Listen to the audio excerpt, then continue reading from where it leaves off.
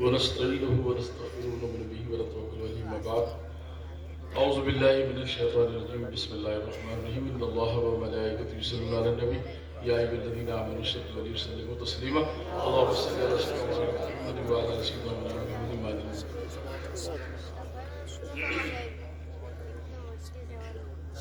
نسبت بھی ایسی چیز ہے دامان یار سے، نسبت بھی ایسی چیز ہے دامان یار سے، بے فکر جی رہے ہیں ہر ایک اعتبار سے، بے فکر جی رہے ہیں ہر ایک اعتبار سے۔ وہ دل ہے جو کسی کے عشق میں دیوانہ ہو جائے، وہ دل ہے جو کسی کے عشق میں دیوانہ ہو جائے، وہ سر ہے جو کسی کی دیکھ کا نذرانہ ہو جائے، وہ سر ہے جو کسی کی دیکھ کا نذرانہ ہو جائے، میرا سر کٹ کے مقتل میں گرے قاتل کے قدموں پر، میرا سر کٹ کے مقتل میں گرے قاتل کے قدموں پر، دم آخر ادا یوں سجدہ شکرانہ ہو جائے، دم آخر ادا یوں سجدہ شکرانہ ہو جائے، اور یہاں ہونا نہ ہونا ہے، نہ ہونا عین ہونا ہے، یہاں ہونا نہ ہونا ہے، نہ ہونا عین ہونا ہے، جسے ہونا ہو کچھ، جسے ہونا ہو کچھ، وہ سنگے درے جانا نہ ہو جائے، جسے ہونا ہو کچھ وہ سنگے درے جانا نہ ہو جائے۔ اور اس مقطع کے لیے شعر کہا تھا کہ وہ میں دے دے، ہم سب کی یہ التجا ہونا چاہیے۔ اور الحمدللہ مسلسل کوششوں کے بعد، حضرت کی شدید مصروفیات کے بعد، آج اندور کی سرزمین کو بہت سارے اولاد غوث اعظم ہیں الحمدللہ، اور سرکار کی آل کی ایک بڑی تعداد بھی ہے، لیکن نسل فاطمہ، نسل حسن و حسین کا ایک عظیم شان شاہکار سلسلہ اشرفیہ کی کوہنور، اور وہ شخصیت کی جس نے پوری دنیا کو ملت اسلامیہ کے ساتھ، اتحاد ملت کے ساتھ جوڑنے کا کام کیا۔ اور آج اندور کی سرزمین پر ہم گناہگاروں کی اپنی اجازت سے عطا دے کر کے، اپنی نسبت کا پتہ دے کر کے، نسبت فیضان کی راہ دکھا کر کے، اپنے چہرے مقدس کی زیارت سے آراستہ فرمانے کے لیے اپنے آپ کو جلوہ فرمایا، اور شدید مشکلوں کے باوجود ایک عظیم ٹائم دے کر کے ہم سب کے لیے سرپرستی اور رہبری کا ایک ایسا بہترین انعام عطا کیا کہ ہم ان کے بیان کو بھی سنیں گے اور زیارت سے مشرف بھی ہو رہے ہیں۔ حضرت داتا گنج بخش فرماتے ہیں کہ آل رسول کو دیکھنا وہ ہے کہ تم دنیا میں انہیں دیکھو، اگر محشر میں انہوں نے دیکھ لیا تو تمہاری منزل مل جائے۔ نعرہ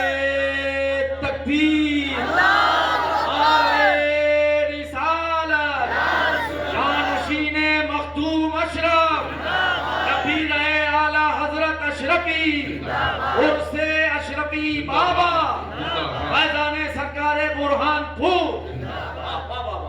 زندہ باد زندہ باد۔ اور یہ ہماری کامیابی نہیں ہے، یہ والد بزرگوار کی کاوشیں ہیں۔ اور دادا حضور، ہمارے دادا حضور نے جو ہے، حضرت فرمایا کرتے تھے کہ تمہارے دادا نے 20 برس میری خدمت کی، لیکن کبھی 100 مرتبہ بھی گفتگو نہیں کی۔ میں نے پوچھا کہ اے شیخ بہاد اللہ کیا حال ہے؟ بس ایک لفظ یاد تھا انہیں، حضور کا کرم ہے۔ اور وہ حضور کا کرم ایسا ہوا کہ نسل غلامی میں آتی چلی گئی، یہی حضور کا کرم، نسل غلامی میں ہے۔ اور ہم یہ دعا کرتے ہیں کہ قیامت کے آخری دن ہو اور اس خاندان کا آخری اولاد ہو، وہ بھی اشرفیت میں چمکتا ہوا نظر آتا ہے۔ یہ والد بزرگوار نے اپنی اس عظیم محنتوں کا صلہ نہیں دیا،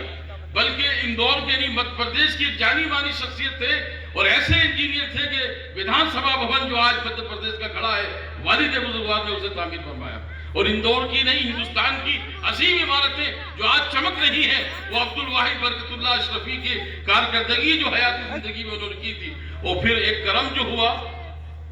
دادا کی نظر کرم سے، دادا کی نسبت سے، تو برہان پور کا پتہ مل گیا، اور اس پتے نے کچھورٹا کا پتہ بتا دیا، اور وہ پتہ ایسا لگا کہ اب لوگ ان کا پتہ پوچھتے ہوئے یہاں آنے لگے۔ اور یہ پتہ لاپتہ نہیں کرتا، بلکہ یہ پتہ قیامت تک بتا دی چلی جا رہی ہے اس شخص کی ذات جسے شاہ بخش اللہ سرکار برہان پور کہا جاتا ہے، جنہوں نے آج کی ایسی خدمت کی کہ اگر کوئی بچہ کشور شریف کا ٹرین سے گزر رہا ہے تو اپنی تمام مریدین کی تعداد کو لے کر اسٹیشن پر بغیر چپل کے کھڑے ہو کر کے خانوادوں کا استقبال کیا کرتے تھے، اور وہ عظیم خدمات کیا کرتے تھے کہ اعلیٰ حضرت اشرفی میاں علی رحمت الرضوان فرماتے تھے یہ میری نظر کا ستارہ ہے، اور یہ اسی ستارے کی چمک ہے جو سرکار برہان پور کا فیضان برکت اللہ شاہ کے نام سے یہاں تک پہنچا، اور ہم اسی کارکردگی کے ساتھ یہ خدمات کرتے ہوئے بارگاہ سرکار برہان پور میں نذرانے خیرات عقیدت پیش کرتے ہوئے دعا کے لیے التجا کرتے ہیں کہ حضرت انہی کے فیضان سے تشریف لائے ہیں، ورنہ ہمیں تو پتہ نہیں تھا کہ یہ خاندان مبشر کیا ہے، اولاد رسول کیا ہوتی ہے۔ یہ سرکار برہان پور کا فیضان تھا جو ہم کو یہاں تک پہنچا کر ایسے عظیم معاملات کیے۔ اسی لیے حضرت بیدم وارسی کہتے ہیں کہ وہ میں دے دے جو تو نے شبلی و منصور کو دی تھی، وہ میں دے دے جو تو نے شبلی و منصور کو دی تھی، تو پھر بیدم نثار مرشد میں خانہ ہو جائے، تو پھر بیدم نثار مرشد میں خانہ ہو جائے۔ دوستان مکرم، بہت ساری بات نہیں کرنا ہے مجھے، بس یہ کہ آج ہم نے ایک کوشش کی تھی الحمدللہ اور وہ کامیاب رہی کہ سبھی دھرم کے لوگ، جیسا کہ ایک نعرہ لگتا ہے ہندو مسلم سکھ عیسائی آپس میں بھائی بھائی، آپس میں بھائی بھائی، اور سبھی کی تشریف خانقاہ میں آئی، سبھی کی تشریف خانقاہ میں آئی اور سب نے اپنے اپنے خیالات کا اظہار کیا۔ جناب شاہ نواز صاحب چودھری بھارتی دلی سے تشریف لائے اور انہوں نے اپنی بہترین تاثرات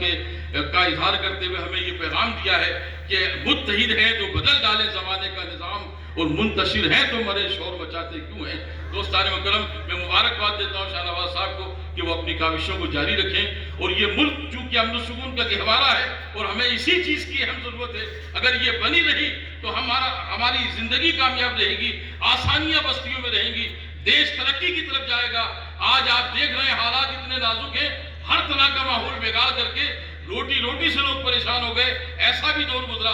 ہزاروں روپے رکھنے کے باوجود بھی کھانے کے انتظامات نہیں تھے، یہ عذاب الہی تھا۔ اور میں اکثر کہا کرتا ہوں اپنے بیانات میں کہ کرونا آج کا نہیں ہے، یہ کرونا تو آدم علیہ السلام سے تھا اور قیامت تک رہے گا، حشر میں بھی کرونا رہے گا اور جنت اور دوزخ میں بھی کرونا رہے گا۔ جنت میں کرونا یہ رہے گا کہ مصطفیٰ کی تعظیم کرو نا، ولیوں کی تعظیم کرو نا، اپنے بزرگوں کے دنیا میں کرو نا، اپنے بزرگوں کی عزت کرو نا، دیش سے محبت کرو نا، آپس میں بھائی چارہ کرو نا، نفرتوں کا خاتمہ کرو نا۔ تو دوستو، یہ کرونا لایا گیا ہے لیکن یہ لا کر الجھ گئے، یہ کرونا کل تھا، آج ہے اور کل بھی رہے گا۔ آپ تو یہ اپنے بزرگوں سے محبت کرو نا، جنت کا انتظام کرو نا، اپنے